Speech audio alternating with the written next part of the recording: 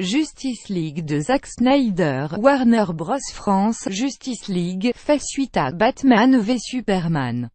Les super-héros des éditions DC s'y unissent pour sauver le monde. Les premières réactions des fans très positives. Il n'y a pas d'heure pour les braves. Une cinquantaine de fans, principalement jeunes et masculins, s'est déplacée au Grand Rex pour assister à la première projection de Justice League de Zack Snyder qui est sortie ce mercredi. J'avais trop envie de voir ce qui arrive à Superman, avoue Aurélie, 22 ans.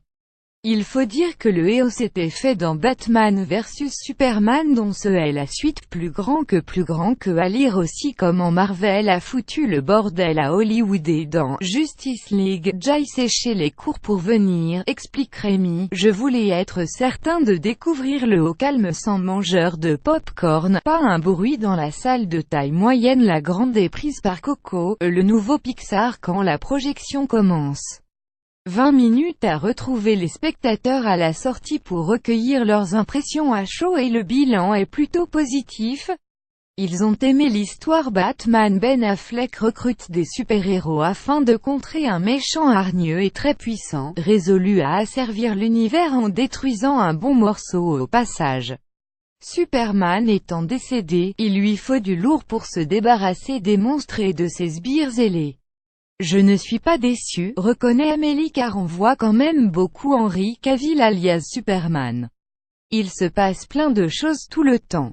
C'est un peu comme dans Avengers mais en plus sombre, ce qui me correspond davantage. Ils ont ri de bon cœur. On entendait glousser doucement quand Aquaman Jason Momoa se fait traiter de petite sirène barbue, ou que Flash Ezra Miller s'esbody en découvrant la Batave. Record de rire lorsque Bruce Wayne et Batman déclarent que super pouvoir est d'être super riche. Je trouve que l'humour est bien dosé car il ne détourne pas de l'action, précise Rémi.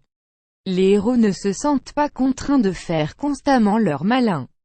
Ils savent faire d'autodérision sans perdre leur crédibilité. Justice League un peu foutraque mais très sympa. @WarnerBrosFR @CarolChauman @osnanoujpic.twitter.com 2is25j Baggy, Vie Caroline @CarocLook November 15, 2017. L'action les a transportés, que ce soit Cyborg, Ray Fisher, Wonder Woman, Gal Gadot ou leurs complices, tous mettent la main au lasso, à l'armure ou au trident pour en découdre.